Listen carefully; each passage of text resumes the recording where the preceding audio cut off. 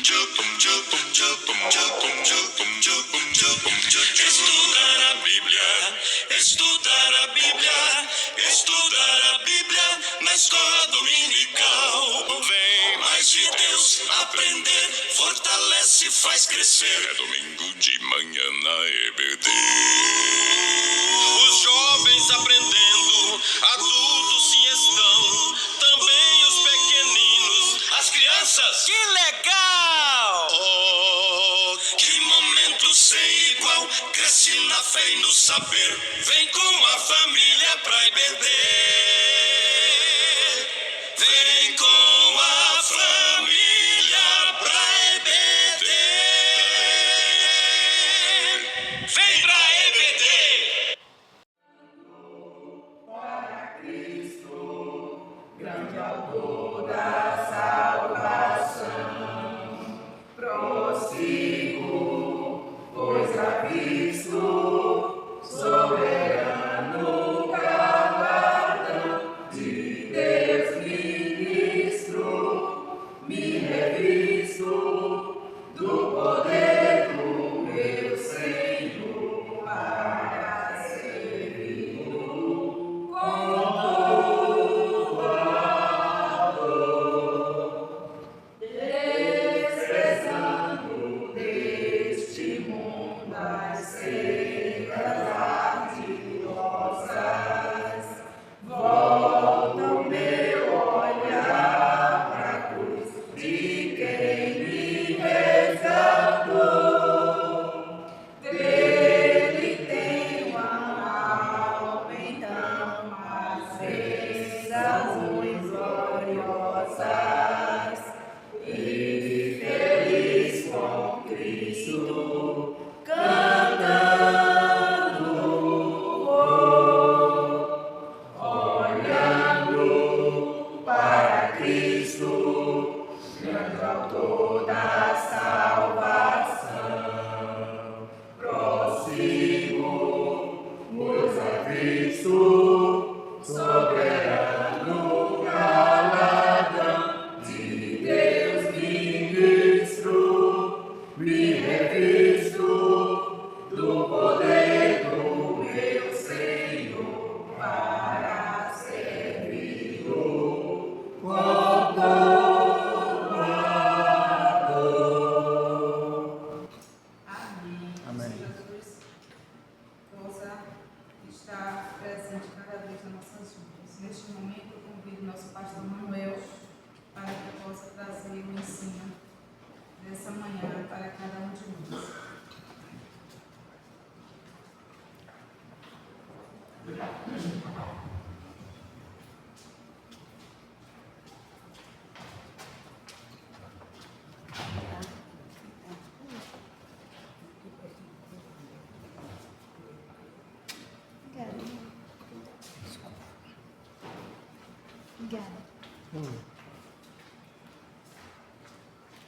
Vamos voltar ao nosso estudo sobre negação da adoração a Deus, e o assunto de hoje, que já começamos 2 semanas atrás, é negação da separação por amor aos familiares.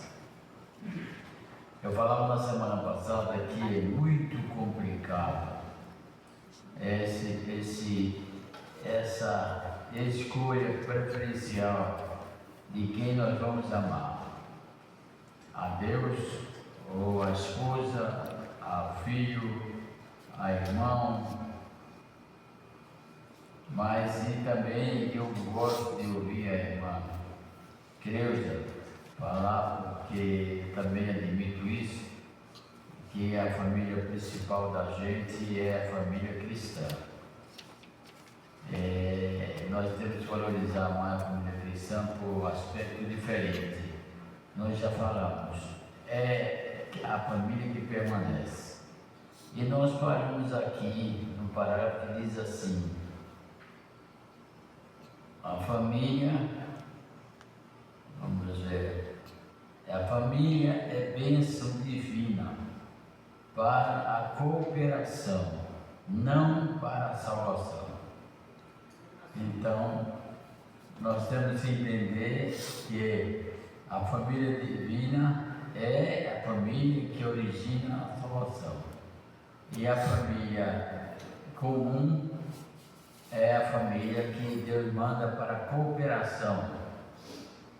E eu fiquei observando essa semana, olhando e encontrei Jesus ensinando ao povo, e alguém dentro da multidão disse a Jesus: olha, tua mãe e teus irmãos estão aí, querem falar contigo. E Jesus, valorizando a família espiritual, perguntou: quem é minha mãe? Quem é meu pai? Quem é meus irmãos? Depois apontou para os discípulos e disse: este aí é que é meu pai, minha mãe e meus irmãos. Porque os meus irmãos, os meus parentes, são aqueles que fazem a vontade de meu Pai que está nos céus.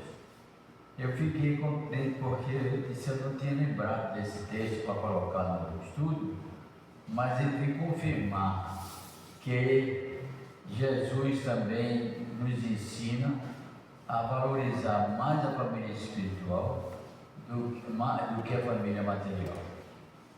Então, eu sei que a família material fica lutando para tomar um espaço de Deus na vida da gente. E, infelizmente, alguns cristãos estão em dúvida e às vezes vacilam.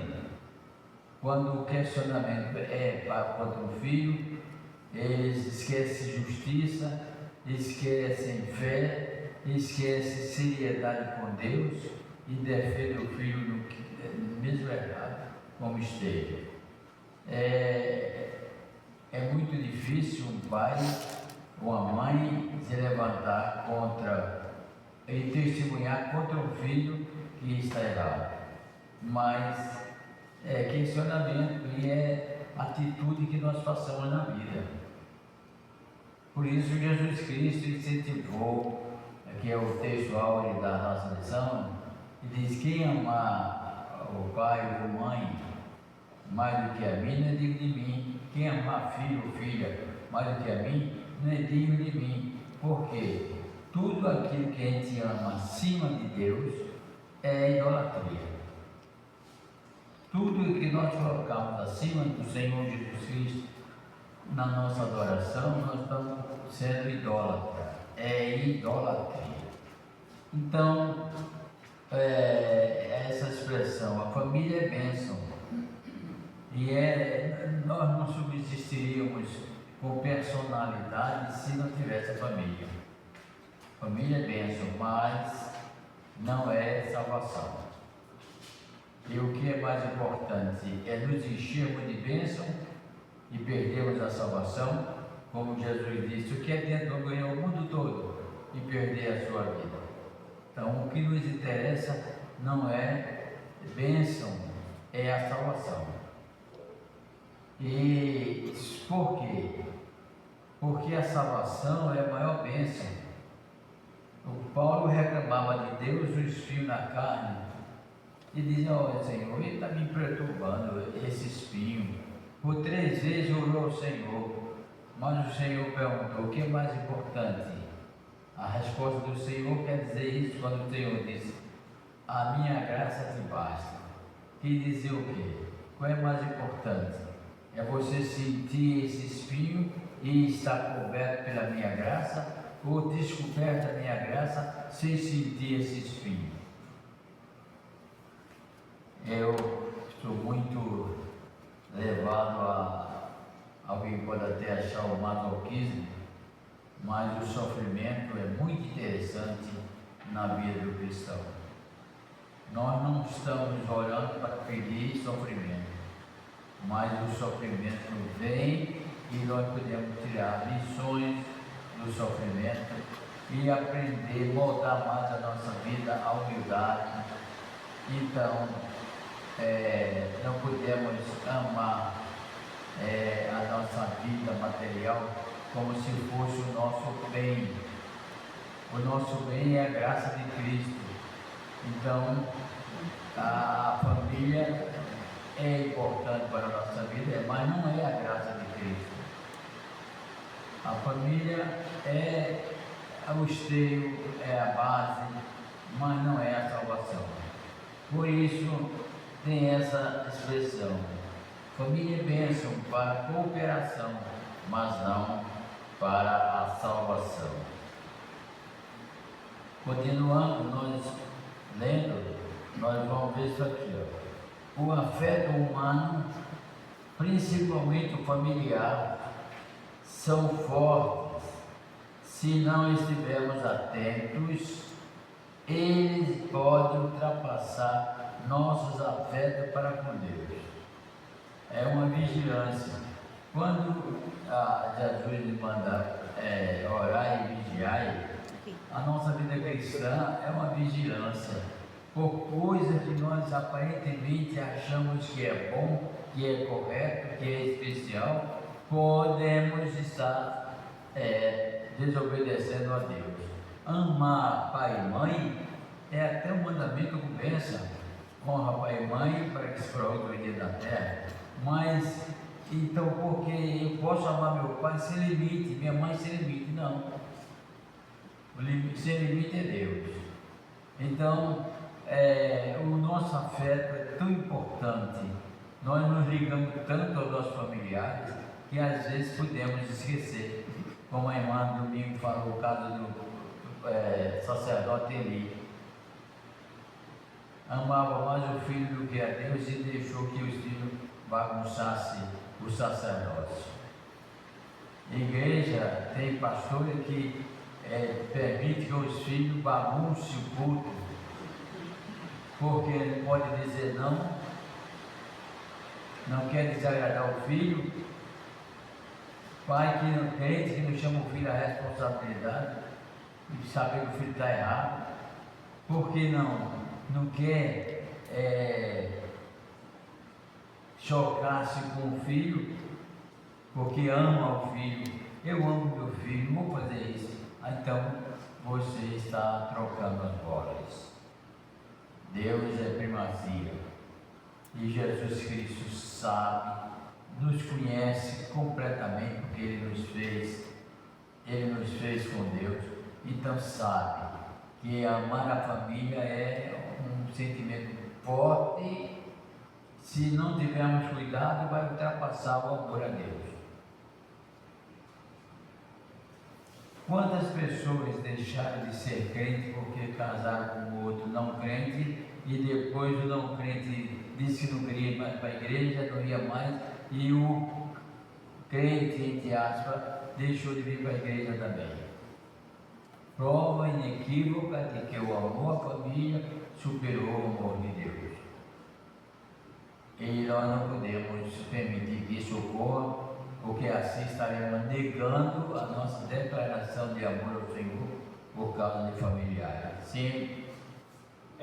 Eu, na minha conversão, eu tive muito questionamento por parte da minha família, né? Porque os finais de semana se reuniam, né? Para as festividades, né? E eu deixei de ir, né? Para as festividades, porque estava congregando na igreja, com a esposa e tal, meu filho. E por muitas vezes, não muitas, né? Porque foram entendendo que se eu escolher esse caminho com Jesus, eles tinham que aceitar, né? Querendo ou não, tiveram que aceitar. Hoje aceita algumas limitações, mas já está aceitando. Depois de muitos anos, graças a Deus, eu estou mais em paz. Mas no começo foi muito questionado. Por deixar a família para ir na igreja aos domingos, coisas assim. É difícil. É difícil, é complicado. E quando a família não crente quer visitar, quer morar, passar meses na casa de um crente e que subjuga a vontade desse crente de agir, de ir para a igreja por causa da presença dele, é uma prova de que ele está dando importância maior aos parentes. E é complicado. E às vezes no casal, A mulher diz assim, o homem precisamente dizer, eu não vou para a igreja. A mulher diz, não, eu quero ir, eu não vou para a igreja. O homem diz, a mulher vai sozinha. Essa aí ultrapassou, não deixou que o afeto e a relação familiar ultrapasse a relação espiritual. Então, às vezes a mulher vai sozinha, outra ocasião ele já fica mais envergonhado de a mulher ir sozinha. Vai, aí a Bíblia diz assim, a mulher sábia edifica a sua casa. Não somente a casa, prédio, não somente as tarefas domésticas, mas a relação entre as pessoas e Deus. Nós esquecemos disso na nossa família, às vezes esquecemos, mas isso é uma das qualificações e obrigações que o crente tem que ter. Não é só pensar nas coisas cotidianas da vida, mas da relação espiritual da família com Deus. Isso é primordial na vida cristã. A minha família com Deus. Se isso acontecer desde o início, é o que diz o provérbio. Se educar a criança no caminho que deve andar, até ele se crescer e não vai se desviar dele. Sim. E eu nas minhas orações, eu pedia para Deus,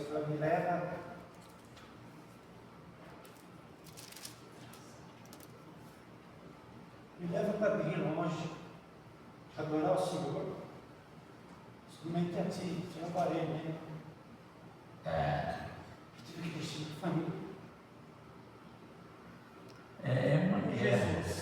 Eu entendo bem, é uma guerra.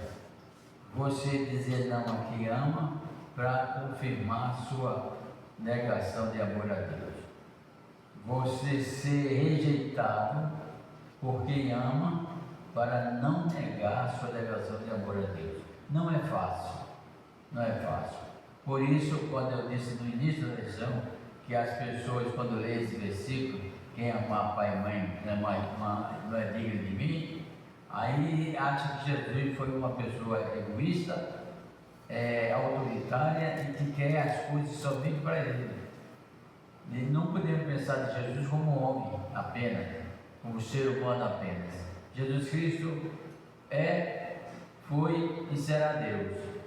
Quando ele diz isso, é porque ele sabe da dureza que é. Então, que você tem que ultrapassar isso, tem que ultrapassar. Tem que ultrapassar essa situação para ser vencedor. E o diabo usa, veja o diabo usando amor contra amor. Amor contra amor. É uma guerra que ninguém sabe quem vai vencer. Só nós que somos cristãos sabemos que o amor a Deus vai vencer tudo. E se quisermos ser vencedores, nós vamos ficar do lado do amor a Deus. Se quisermos ser derrotados, vamos ficar do lado do amor a pai, a mãe, a filho, a irmão, a parente. Mas a prova maior do amor a Deus não estar tão ligado aos parentes. Eu falei aos irmãos que Jesus na cruz olhou e tinha parente, tinha irmão ali, mas ele não entregou a mãe ao irmão. Por que Jesus entregou a mãe a João, discípulo amado? Primeiro, porque Jesus tinha responsabilidade com Maria, porque ele era primogênito.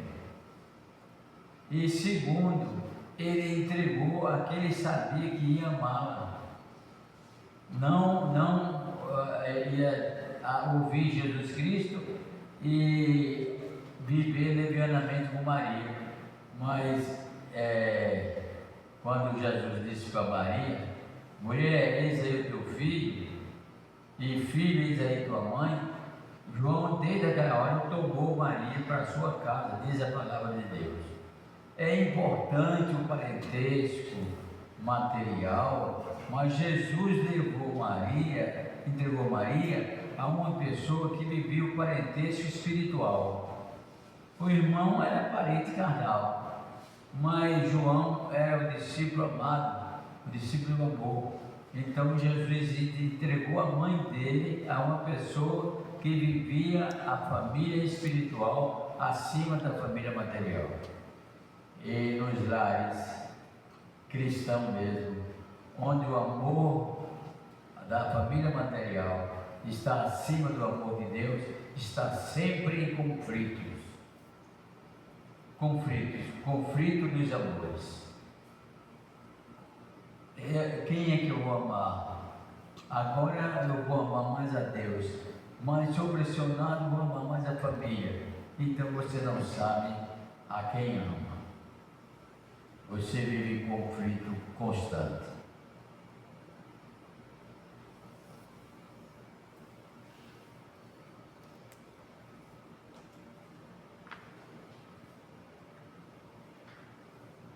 O filho é bênção, mas não é salvação. O pai pode ser protetor, mas não é salvador. A família realmente espiritual entrega todos os seus membros ao Senhor, recomendando-os a supremacia do amor divino a Deus. O afeto humano, principalmente o familiar, é forte. Se não estivermos atentos, ele pode ultrapassar nossos afetos para com Deus. É por essa razão que Jesus nos adverte com essas palavras do texto acima. Filho é bênção, mas não são salvação. O pai pode ser protetor, mas não é salvador. Então, meu pai fez tudo por mim, mas não pode lhe dar a salvação. Meu pai trabalhou a vida inteira por mim, me protegeu de muitas coisas, mas não é salvador. Então, o que é mais importante na vida espiritual é a salvação. Então, quem eu devo mais pagar tributo? A quem me protegeu da vida material, a quem me deu alimento material, a quem me deu abrigo material, ou a quem me dá vida eterna? Quem me dá a salvação? É muito fácil decidir. Difícil é de conviver, mas é fácil de decidir. Quem é que eu devo amar mais? Por que essa exigência de Jesus Cristo? É muito fácil de entender. Difícil é realizar. Pois não, irmão? Realmente a sua fala é bem contundente, mas assim, na minha visão, uma maturidade espiritual muito profunda, ou pelo menos superficialmente profunda, né? Dizer assim, porque o senhor fala, né? A proteção maternal, a família, né? ela se resume a esse plano, né? Ela é limitada, passa. E esse amor que o senhor fala, né? O amor para Deus, ele é eterno, né? Ele vai além desse plano. Então, para que o crente ele tenha essa compreensão, ele precisa ter uma intimidade com Deus e um aprofundamento na palavra considerável para chegar realmente, né, a esse nível. Por isso que talvez eu tenha uma dificuldade até para, né, explicar esse processo, né, porque não é fácil de assimilar. Eu falo até com experiência assim, secular, como professor, que é o beabá realmente da vida espiritual, né? Levar a esse nível aí. Olha, muita gente, muito cristão, nunca ouviu falar nisso. Exato. Ninguém despertou isso para o cristão. Eu acho que nós devemos despertar o cristão para todas as coisas que podem diminuir o seu ímpeto de fé para com Deus. Se analisar bem, estudar, ruminar esse estudo, nós vamos encontrar que é difícil mas nós servimos ao Deus do impossível, ou seja, Deus do possível. Eu não gosto dessa expressão, Deus do impossível. Deus é Deus do possível, Ele pode todas as coisas, então Ele pode nos ajudar e Ele quer nos ajudar a nós entendermos. Agora, se nós começar a ter o pensamento do ímpio, que Jesus quer amor só para ele, que Jesus não respeita que o filho ama o pai e o pai ama o filho, aí, se pensarmos dessa maneira, nós vamos encontrar dificuldade e nunca vamos aprender isso, nunca. Mas o amor familiar, como disse, é bênção. O amor familiar é estrutural, o amor familiar é base, formação de personalidade. O amor espiritual, se você, uma pessoa ficar sem nenhum parente na terra, ele fica numa situação de angústia, que é interessante, mas não pode ultrapassar o amor espiritual. Não pode ultrapassar. Agora, por que é difícil? Porque meu pai, minha mãe, meu irmão, minha mulher, meu filho, minha filha, eu beijo ele, eu abraço, eu beijo, tenho contato com ele. E Deus? Você não vê. Aí é que surge a necessidade da intimidade com Deus, o contato espiritual. Nós não temos contato visível, mas temos contato íntimo, contato espiritual com Deus. Então, quem não busca esse contato espiritual, aí é difícil, não tem como. Nós, o contato espiritual, pois não? Você está despertando, né? Eu acredito, ele também, a igreja, o sentimento da chamada, né? De cada um. Né? Para quê, por quê, para quê, né? Você foi chamado. Né? E aí, citando exemplo, a gente vê o exemplo de Abraão, né? Cada um retornou e deixar tudo para trás, pai, mãe, todo mundo vai sair, né? No meio do mundo com a terra que ele já conheceu, né? E é muito semelhante ao que você está falando aqui, que é a nossa vida enquanto peregrino desse lado aqui nesse mundo. Né? A gente vê o rompimento de Jacó, né, deixando tudo com o povo ali para sair para uma outra terra também. Então a vida do crente é muito assim, né? Na impossibilidade que o senhor falou aí, né? Uma visão espiritual. Se você não tiver a intimidade espiritual, você não vai chegar a esse nível. É isso aí. O chamado, eu fico pensando, o dia mais importante da vida do crente é o dia que ele se converteu, porque é o nascimento espiritual e original da pessoa que busca o reino de Deus. O dia que se converteu é importante. Agora, Deus nos envolve, nós ficamos nervosos, nós sentimos o Espírito Santo bulir conosco. Muitos não suportam, choram e vão à frente. É um dia especial, é o novo nascimento. Daquele nascimento em diante, você vai ver coisas especiais, vai viver coisas especiais com Deus. Não é a família que dá isso. E o céu? Sim. E o céu, ele fica em festa, né, pastor? Quando os jovens se convertem no dia, né, que está começando, é uma coisa gloriosa.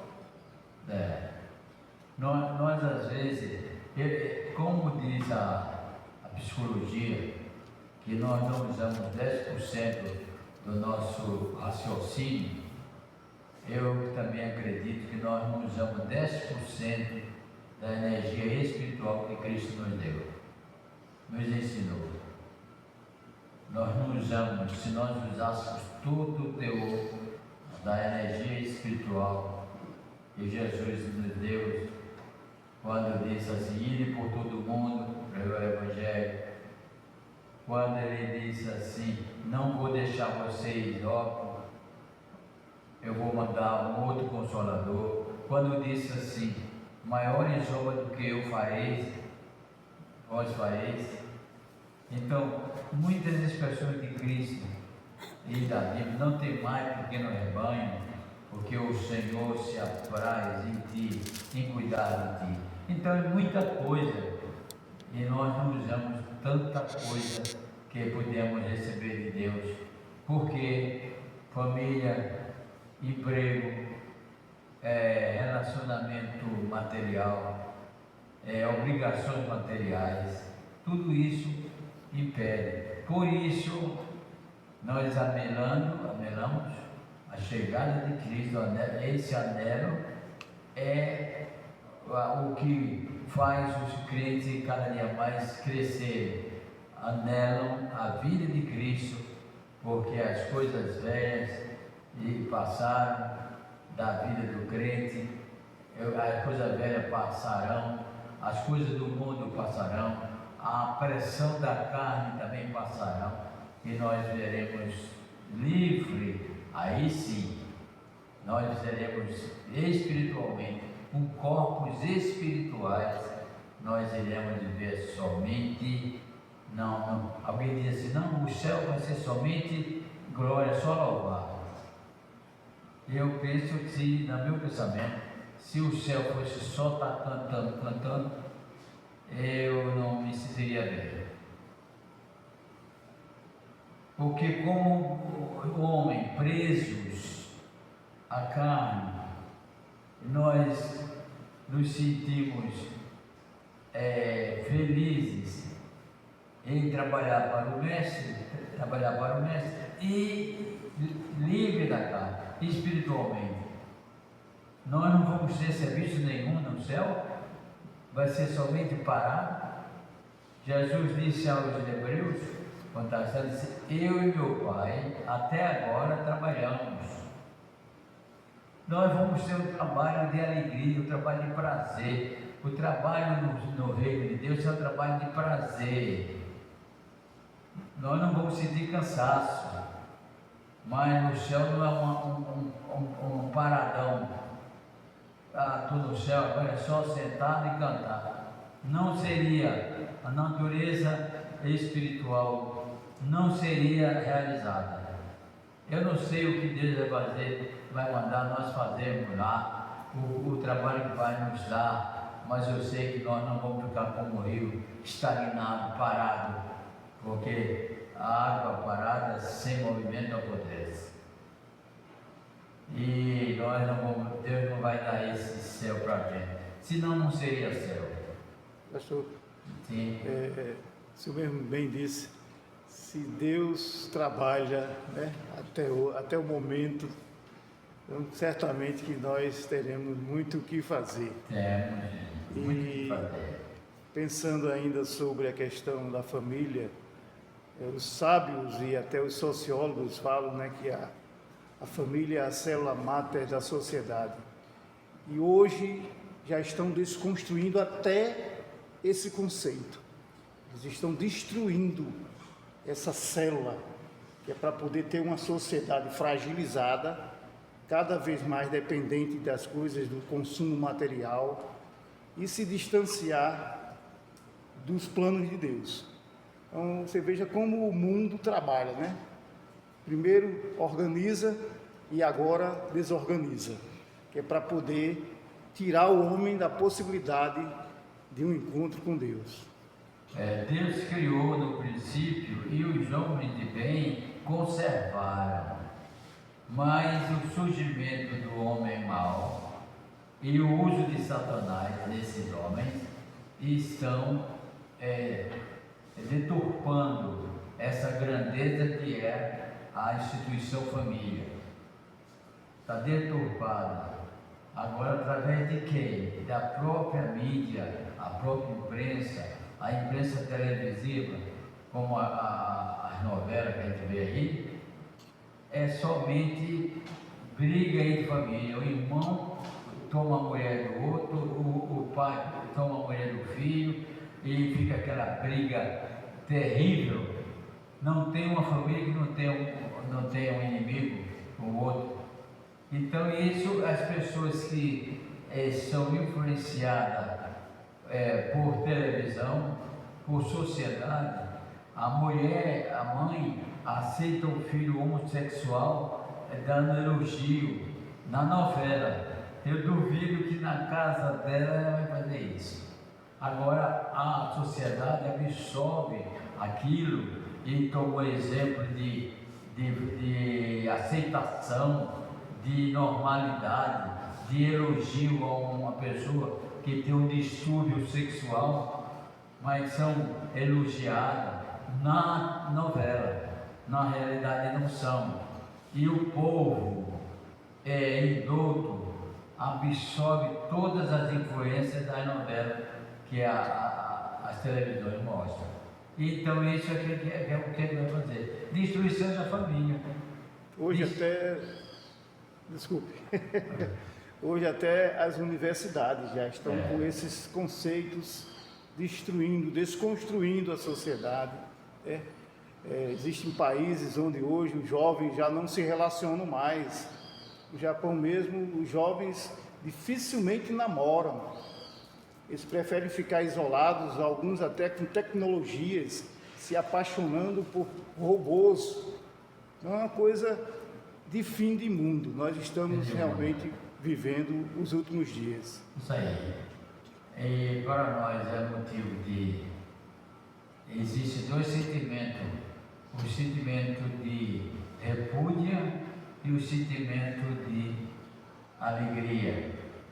Não porque as pessoas estão subjugadas, mas Jesus disse assim: quando vires a figueira arrebentar os seus gomos, e que essas coisas que nós estamos vendo aconteçam, alegrai, porque perto está a vossa redenção.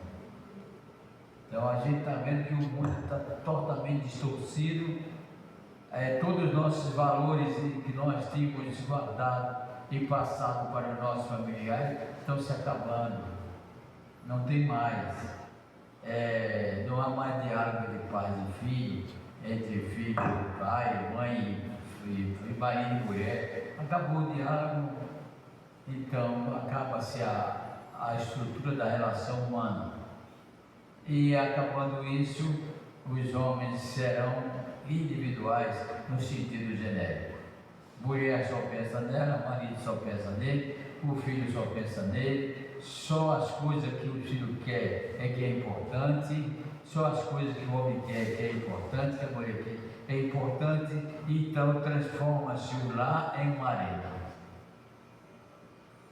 Em vez de ser amor e paz, é guerra e briga. Mas isso acontece quando nós não colocamos o amor a Deus em primeiro lugar, a primazia.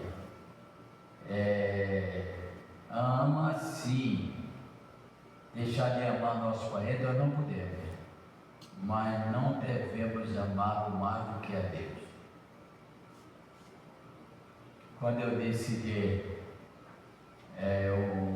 o crente, no nosso caso, nós moramos atrás da praia, é interessante, um parente nosso que mora longe, em outro lugar, e querer passar um final de semana na praia, um domingo, aí diz assim: olha, eu vou para ir para sua casa. Ok, venha, mas você sabe as minhas obrigações com Deus.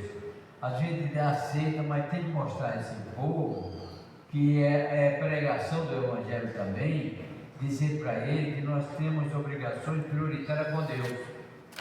Você vem, mas chegue depois das 10 horas, porque eu vou para a escola dominical. Você de noite, você vai ir comigo para a igreja, senão, a partir de 7 horas eu estou na igreja. Se quiser vir comigo, ok, é um prazer, porque pode até se converter.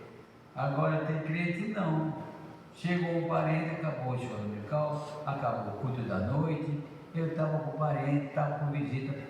Para mim isso é injustificável. Não, eu estou com o parente. E é uma prova de que ama mais o parente do que a Deus. Como é que o parente vai entender que eu respeito a Deus,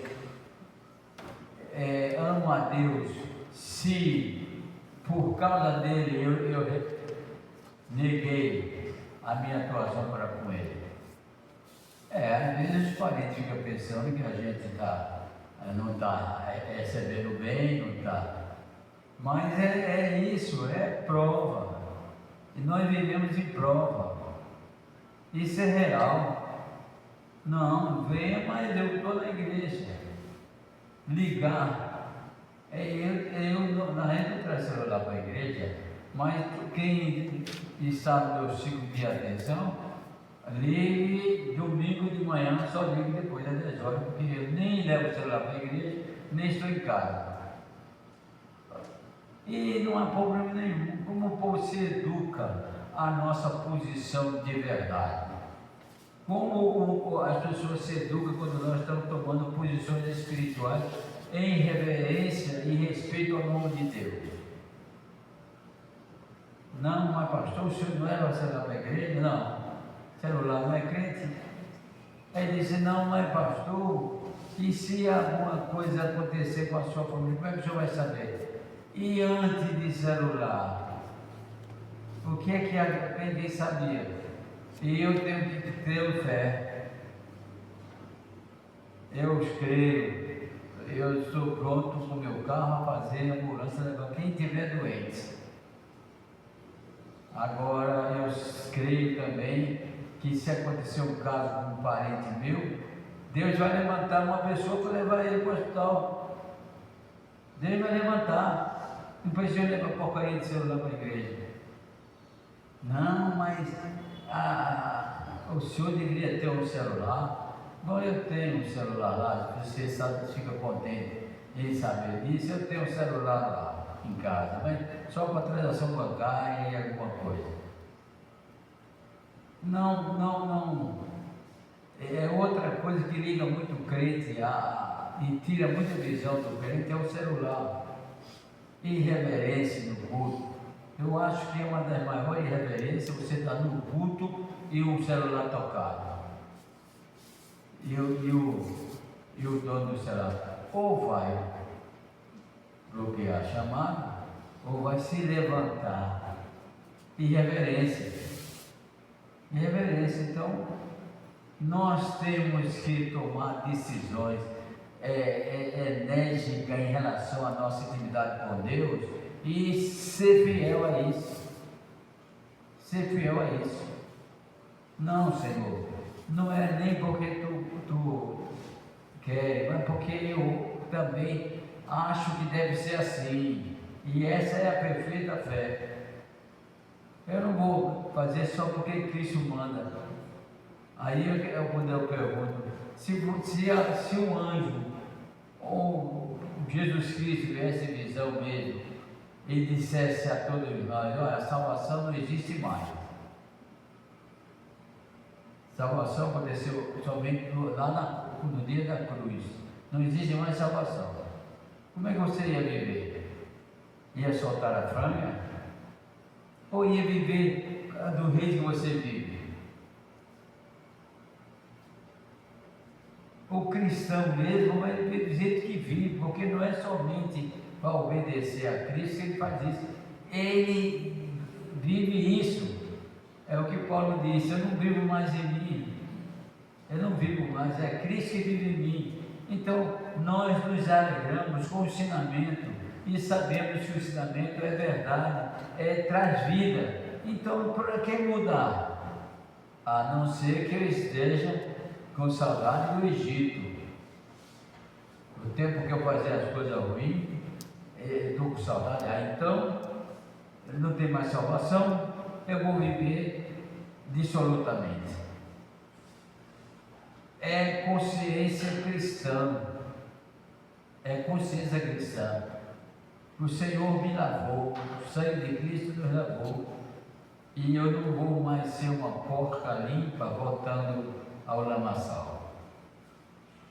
Do jeito que o sangue de Cristo me lavou, eu vou ficar e vou procurar me purificar mais na sua palavra.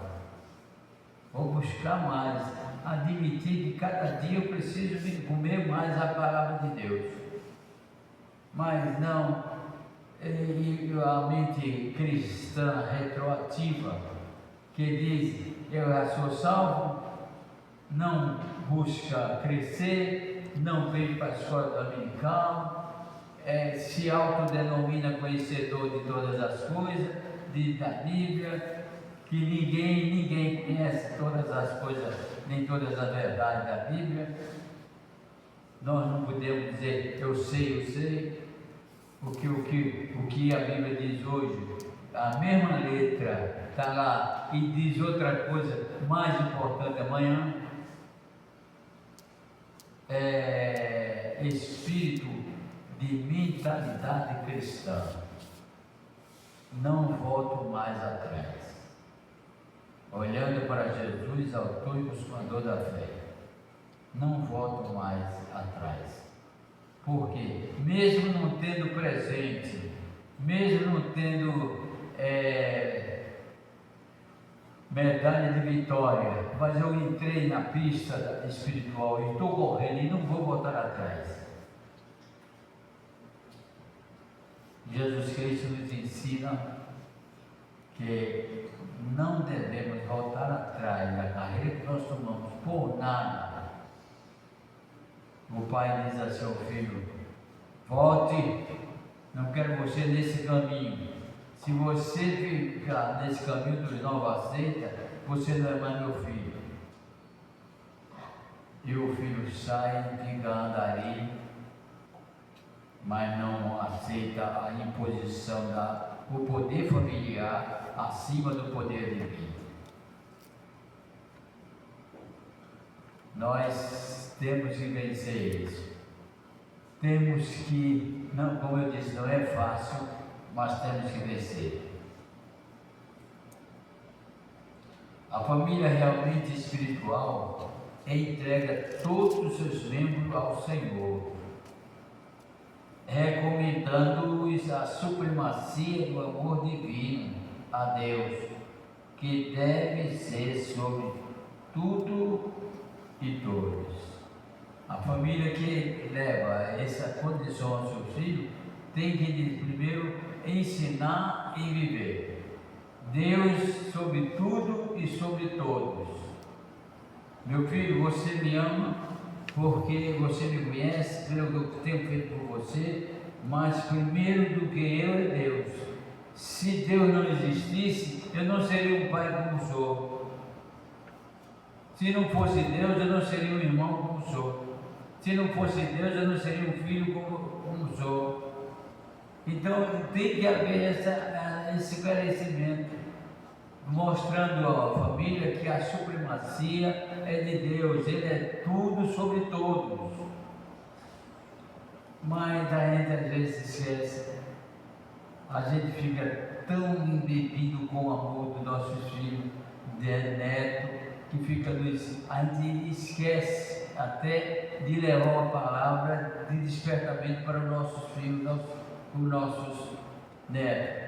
Embora Jesus Cristo já tenha dito isso, que o homem não tem aceitação, não é honrado em sua cidade, em sua casa. É muito mais fácil uma pessoa de fora chegar na sua casa e fazer uma oração e falar de Cristo para os seus familiares ouvir do que você. Mas o que o pai ouvir é o exemplo que o pai dá ao filho, que o filho pode dar ao pai e a família toda. Irmã? Pastor, nesse que o senhor terminou de falar aí, eu ensino a Alexia.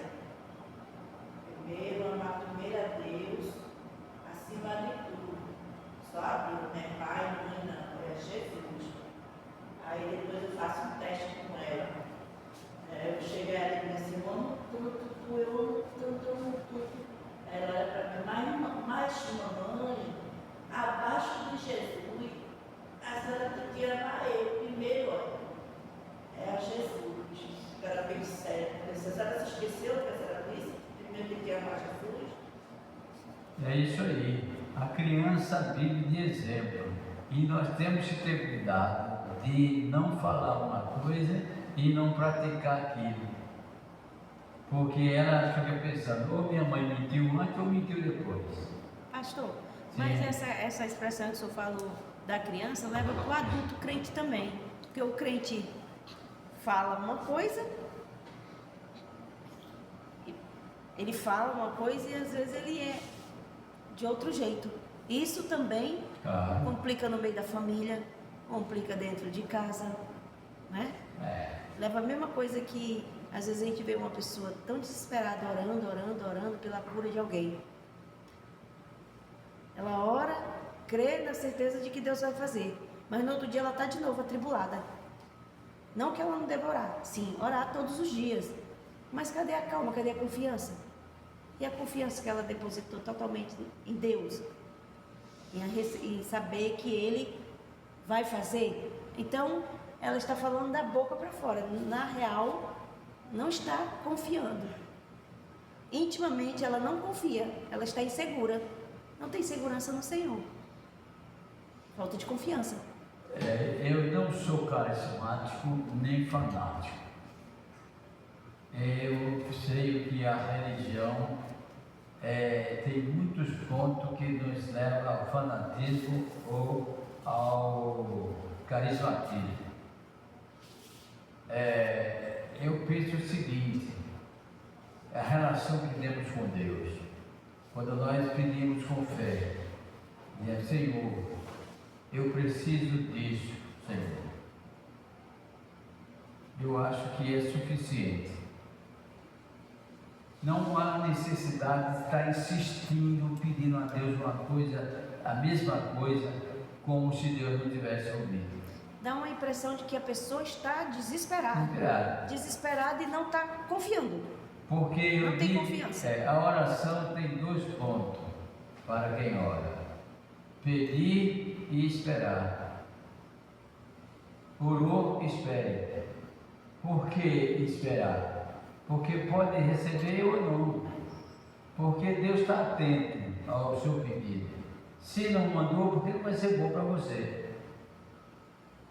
E Deus não mandou, não ia ser bom para mim. Porque nós não podemos ter essa relação com o nosso Pai Celestial de rejeição. Deus rejeitou o meu pedido. Deus não, Ele viu, eu não pedi bem, porque a Bíblia diz que o Espírito Santo é o intercessor entre nossas orações e Deus. Então o Espírito Santo analisou e viu que não era uma oração de acordo com o que Deus ia responder. Então não respondeu porque não era bom. Mas insistir, Senhor, Senhor, Senhor. Eu não sou, não posso dizer que pessoas que oram constantemente direto por uma coisa está errada, não. É problema dele. Sentimento dele eu tenho que respeitar. Agora, eu não sou carismático de ficar nesse de oração. Tem pastor que tem um carismatismo fora. Eu acho que pode até ter defeito eu não ser carismático, mas eu prefiro não ser. Porque o carismatismo ele cria situações que não são próprias do espírito humano. Ele cria coisa como se ele estivesse ali para agradar as pessoas, que as pessoas vejam nele espiritualidade, com palavras, com ações, com gestos. Eu não gosto disso. Espiritualidade tem que ser vista no dia a dia da vida dos seres humanos. E às vezes nós somos seres que estamos no espiritual, de repente caímos, nos desviamos e entramos no caminho do material, e alguém vê e acaba a nossa vida porque nos viu cometendo uma falha. E isso também não deve alinhar-se no coração do cristão, porque senão ele deixou de usar a misericórdia e usar o perdão. E sem perdão não existe cristão. Lá na cruz, se Jesus não pedisse perdão pelo povo, não haveria cristão. Pai, perdoe-os, ele não sabe o que faz. Então, sem perdão não haveria cristão. O amor à família é uma coisa que cai na mente das pessoas, logo adolescente, criança, e ter uma mulher, ter um filhinho. Uma criança, o primeiro sentimento de criança, mulher, está mudando.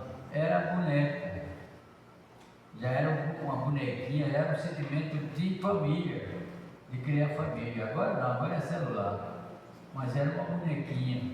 O menino é um caminhãozinho. Já era a profissão de ser motorista ou tomar conta da família. Mas hoje também não existe mais isso. Mas Deus já fez os seres humanos, as crianças andassem com a intenção, o desejo no coração de ter família. E o mundo tem roubado esse prazer e esse direito das crianças.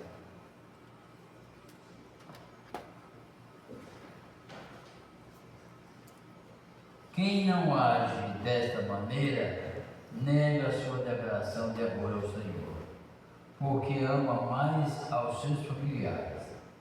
Todo cristão deveria ter o sentimento de João Batista, que afirma sempre: convém que ele cresça e eu diminua. Olha aí o pai, olha aí a mãe, olha aí o marido e a mulher, olha aí o filho e o pai, e saber que o amor que o filho tem a ele deve ser menor do que tem a Deus. E dizer, importa que ele cresça e eu diminua, que eu não quero ser o ícone da minha família, eu quero ser igual a qualquer um dos membros, mas grande é Deus. Mas quando existe matriarca, patriarca, salvador da pátria, o mais rico da família, o mais inteligente da família, e fica o povo se dobrando a ele, é isso que dá também na vida cristã, às vezes, quando se nega o amor primazia a Deus. Deus convém que ele cresça e eu diminua. É muito melhor que uma criança, um jovem, um adolescente cresça para Deus e diminua para o seu pai e sua mãe. Muito bom, muito bom isso. Mas às vezes na igreja o menino tem um chamado já novo, que eu tive chamado com 12 anos. 12 anos, um chamado, aí eu vou querer estudar para ser pastor. Sei o quê? Pastor? É doido, pastor não ganha nada. Agora diz que rouba muito. Pastor é rico, aí com avião, com engate, com tudo, e não tinha conhecimento de nada, mas aprendeu a ser pastor. E pastor, eu mesmo, menino, dentro da igreja, desde nasci em igreja, com 12 anos eu me chamava. Eu dizia, eu quero nada, quero ser pastor nada.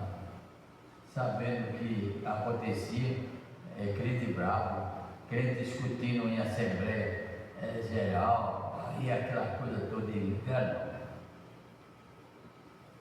Demorei de 12 anos, eu fui tomar ciência quando a igreja exigiu a minha consagração, que eu fui para o seminário. Ainda disse que, irmão, eu exigi uma coisa que nunca poderia acontecer. Eu disse, eu só assumo a igreja se fizer uma votação secreta e der unanimidade. É muito difícil. E fizeram a votação lá secreta, dentro de uma caixa de papelão, e foram tirando, faltava o último voto, todos os outros a favor, e o último voto também a favor. E ela disse, eu não posso fazer mais nada. Aí eu não posso fazer mais nada. O meu jeito é correr para o seminário fazia matrícula e fiquei fazendo curso de teologia por 5 anos. Mas se alguém chegasse e dissesse a mim, como a irmã falou, o testemunho das pessoas impediram de eu abertamente assumir. E por 12 anos, e já era pastor há muito tempo, 12 anos, com 18 anos, eu já tinha o segundo grau, ia para o seminário, e com 20 anos, 23 anos, estava já pronto para assumir a igreja. Eu assumi a igreja sem curso nenhum, só com experiência. Então, a vida da gente, nós temos um histórico a fazer da nossa vida e ver que todos os atos que nós permanecemos na fé foi importante para a formação da nossa vida. E que coisa que nós não agimos porque não tínhamos fé através do mau testemunho de outras pessoas. Por isso, o ser humano, pai, mãe, bonito, feio, magro, gordo, ele tem testemunho errôneo. Ele testemunha, às vezes, vive coisa que desagrada, que é contrário à palavra de Deus. E se nós nos apegarmos a isso, nós vamos ser crente pela metade. Por isso, e isso às vezes é necessário para nós descobrirmos que pai, mãe, filho não é Deus. É uma ajuda para a sua vida, mas não é Deus. E não traz salvação. E que erra. E que Deus não veio.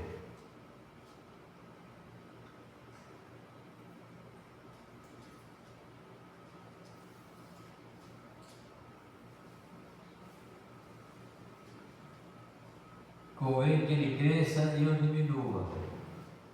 Quem diante de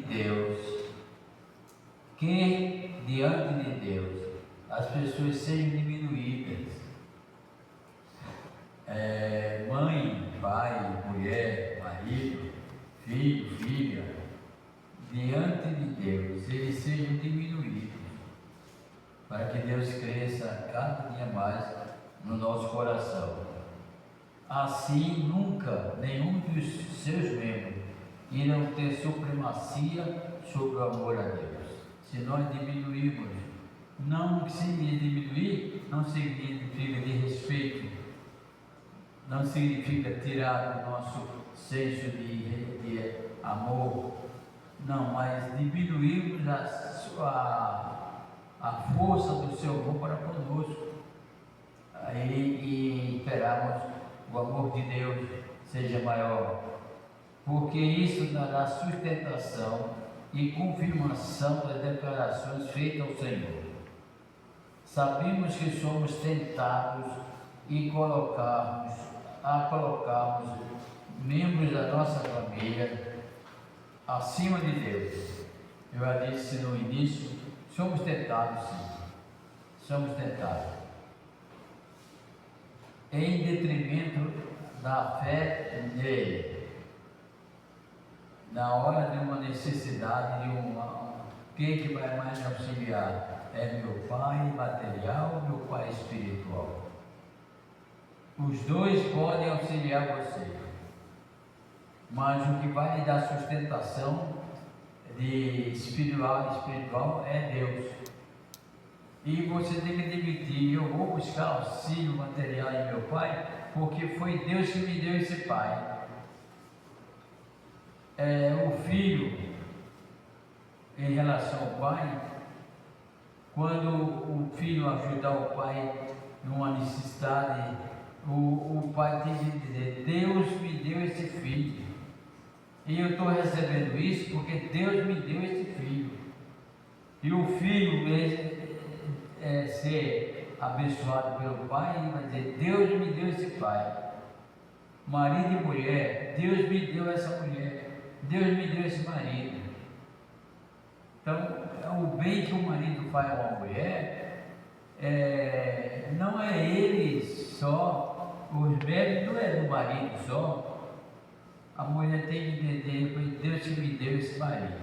Da mesma feita, o bem que a mulher faz ao homem, ela tem que admitir, Deus me deu esse marido. Então, Deus na frente. Porque se Deus se afastar da vida do homem, ele fica um devasso. Se Deus se afastar da vida da mulher, ela fica também uma pessoa totalmente diferente de respeito e de consideração. Então, Deus é que faz tudo. Deus é que é tudo, sobre todos. Agora, nós nos realizamos na vontade de Deus. Nós nascemos espiritualmente para nos realizarmos na vontade de Deus. Quem não rega a fé irá colher decepções espirituais, porque a fé constante no Senhor, no seio da família, a prepara para aceitar que todos os membros são mais do Senhor do que deles próprios. Meu filho é mais do Senhor do que meu. Minha mulher é mais do Senhor do que minha. Eu contei com os irmãos que tinham um velhinho assim como eu, só que tinha mais um pouquinho de anos, tinha 90 anos. Aí no dia dos idosos, a professora ia lá e dava um testemunho, falava sobre isso. Ele se levantou, chamou a velhinha dele à frente e disse: eu quero diante de todos vocês agradecer ao Senhor por o Senhor ter me emprestado essa velhinha por 60 anos. Não disse que era minha esposa, disse que Deus tinha emprestado ela a ele por 60 anos. E agradeço a Deus, enquanto eu viver, Deus não desempresta. Ela está emprestada a mim. Se o homem e a mulher tiverem esse pensamento, acaba esse teor de possessividade, de possuir, é minha. É muito, eu acho muito fora de conexão o ser humano dizer para outro: é minha, é meu. É muita. Nós não somos de ninguém, nós somos de Deus. E Deus nos coloca junto do outro, porque sabe a minha personalidade, sabe a minha maneira de ser, e Deus vê que aquela lei vai encaixar com aquele ali, com aquele lá, e faz um casamento que dura 90 anos junto e ainda não teve a coiteza de ter possessividade sobre a mulher. Agora as pessoas não olham isso. Na vida material, olha, perna grossa, quadris bem feito, cabelos lisos, olhos claros. Que coisa bonita, é essa que eu quero. Mas não foi a que Deus juntou, porque o físico agrada, mas a relação espiritual não vai combinar. Casa faz família.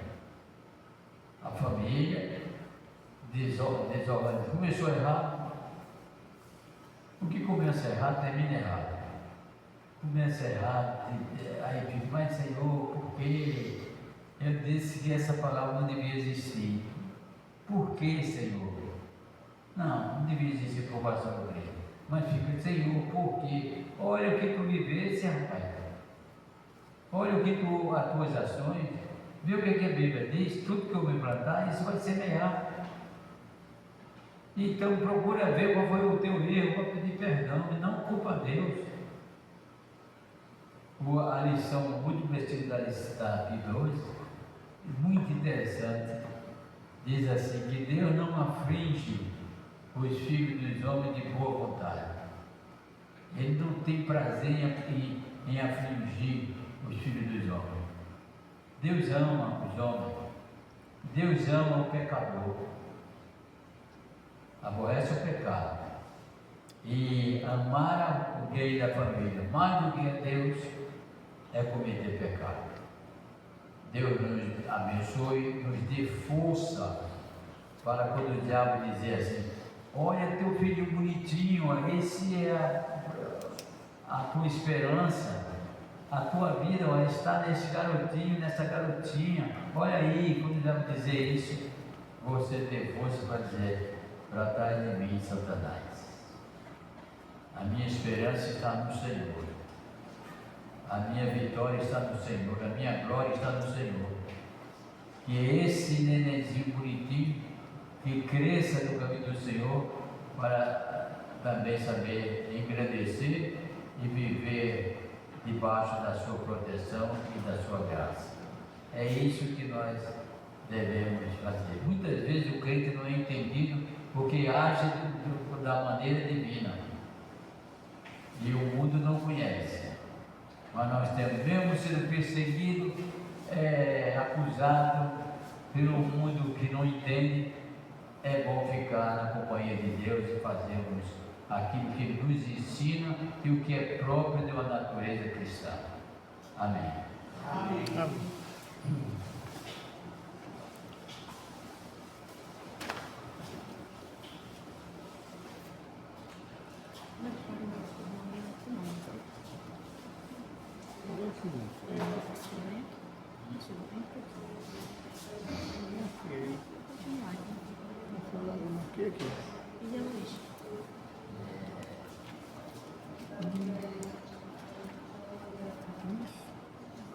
É 25.